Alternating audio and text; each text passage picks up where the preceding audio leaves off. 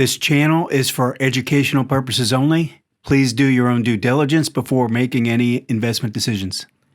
Hi, this is Joe Rabil with Invest Like a Pro, and we're going to give you a stock market update today. So last week, I mentioned a few characteristics I was looking for in the indicators as well as price action to signify a potential reversal taking place, at least for the short-term trend. And so want to go into that and spend a few minutes deciphering what has taken place, what our upside potential is, and all that. Let's go ahead and get started. I do want to start with this chart I haven't mentioned in about a month, but want to make sure it was crystal clear that nothing has really changed with respect to the volatility. So this is the average true range of the S&P on a weekly basis. So notice how the average trading range on a weekly basis continues to go up. That has not changed at all. When I see this line rising above this moving average, I'm inclined to think that the risk that there's more risk in the market. But what it really means is that the volatility is high. So typically, it doesn't mean that the market has to go down, but it means that we're probably not going to go straight up. I don't think we're in that position. I'm going to go into that in a second based on a number of different things. But when we have a break of a trend line, we have a rising volatility like this, typically it means that risk is increased. Now, we had a pretty good drop off the high.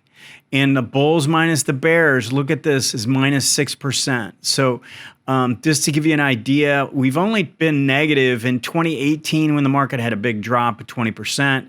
In 2020, it got down to about negative 11% or something like that. And now we're negative again. So just in the last few years. And we've had some pretty big numbers. I mean, just to give you an idea, in 2008, this index got down to like negative 25. So anytime we get in the negative decline, when the bulls, there was more bears than bulls, then we have to sort of accept that people have gotten a little too bearish. Okay, so we as I've talked about, we've been looking for a potential buying opportunity. Let's go through and look at this, starting with the monthly chart. And I've been talking about this 18-month line and how it was actually we were too far away and we needed to work our way back towards it. We found support, and that was actually a good cover spot. The 18-month was a good cover for any kind of shorts to the downside if you played that. Now, we've come back and tested this line again, and now look at, we're forming another tail. Now, it's only halfway through the month, so we don't have any confirmation yet, but we've got a tail here, and it looks like we're forming another tail here. Definitely looks like there's some underlying support here. Now, when we start to look at the weekly chart, that's what makes this trade a lot more difficult, what's taking place. And my reasoning is because this ADX pattern, this is a bearish pattern. This ADX is rising above 25. It's at 30 right now, 31, and rising. And that's based on the sellers. That's the red DI. The red DI is the negative DI. It's telling you the strength of the sellers. The green DI is the positive DI, and that's telling you the strength of the buyers. So right now, the sellers are pretty strong on a weekly chart. And so this decline had a lot of strength behind it. Now, that doesn't mean we can't rally. And that's what I was talking about last week. We've built up some tails. We had a tail here. We had a tail here. Ended up not having a tail last week. But we held this area and now have started lifting off of it.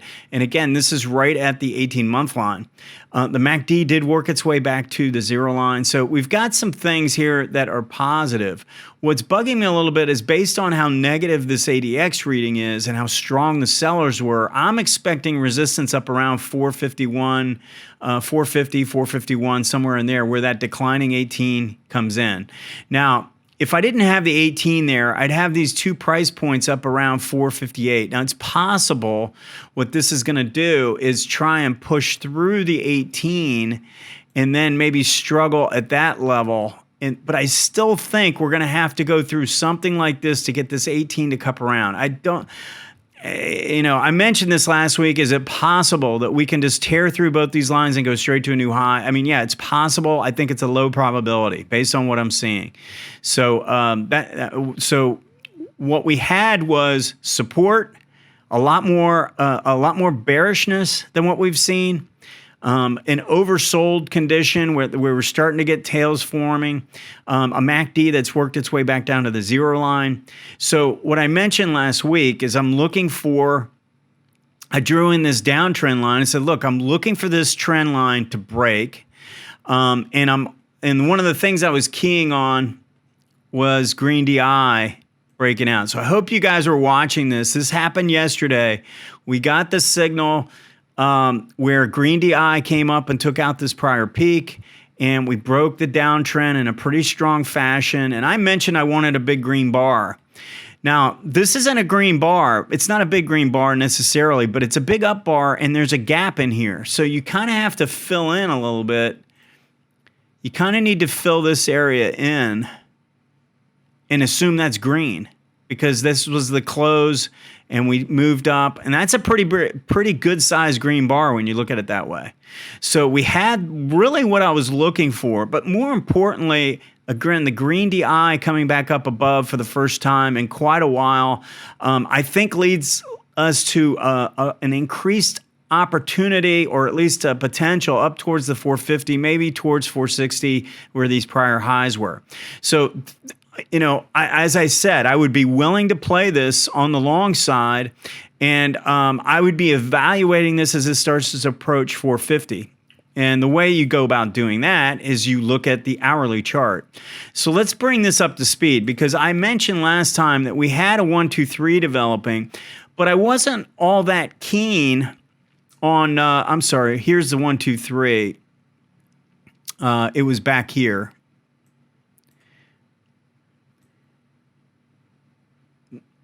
So there's your one. You came back and tested, and I said if we came back up through here, I'd still want to see green DI break out and hold. Well, we ended up not taking that out, and we came back and tested, and then came back up, and look at what green DI did, and then pulled back, and we held the 18 and then turned up. So this is really what I was trying to describe. This is what I was looking for right here and right here. Okay, so that's really good evidence of a turn after breaking the trend line, coming back and testing, and now we move up and we get DI showing up again. Now, this is a tough one. Look at the size of this bar and look at the way this played out. Big down, big up. So I would actually consider taking this down to a 10-minute chart. And I want to show you what this actually did. Let me go back to the hourly. I'm going to circle this reversal right here, and then we're going to see it show up, that circle. So here's where we're talking, and we had this drop take place. We had the opposing trend trigger, but look at how fast it took off. But we have to accept the fact that this was a 0 line reversal right here. Okay.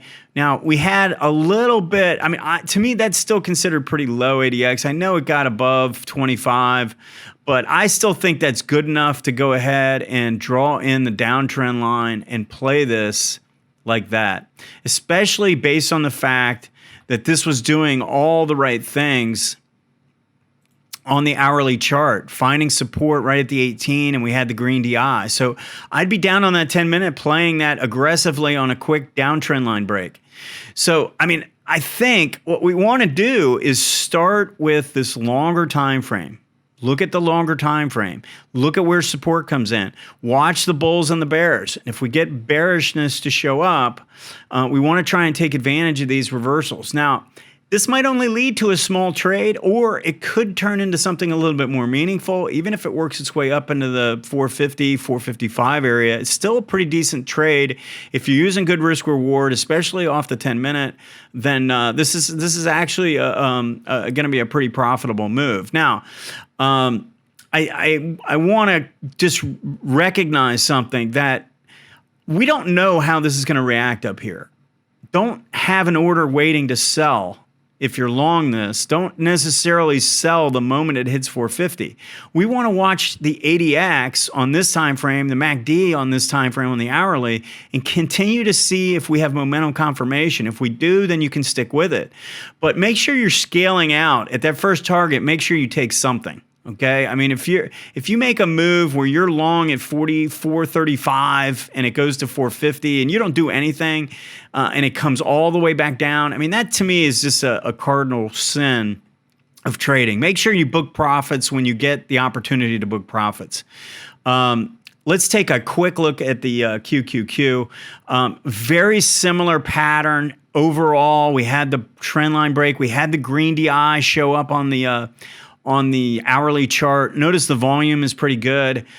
We did have a trend line break, although it was not as thorough. We got through the 18-day. We did see some improving green DI.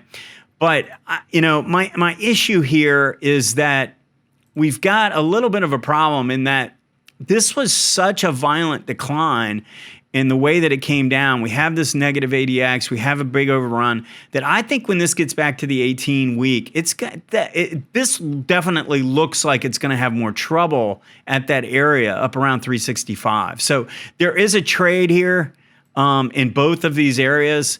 I think you're going to have to be nimble. And what I didn't mention on the spider, but I do think will happen, is I think we're going to come and we're going to test this 18 and cup around like that. I think that's the way this should play out, and then make one more move to the upside. And we're going to want to evaluate the hourly ADX and the hourly MACD and the hourly price action to determine how long we want to stay in this trade. So anyway, that's how I'm seeing it right now. Expect some resistance as we rally back up. It just doesn't make a whole lot of sense based on the ADX weekly that we just take off from here. All right. Post any questions or comments, and we'll see you next time.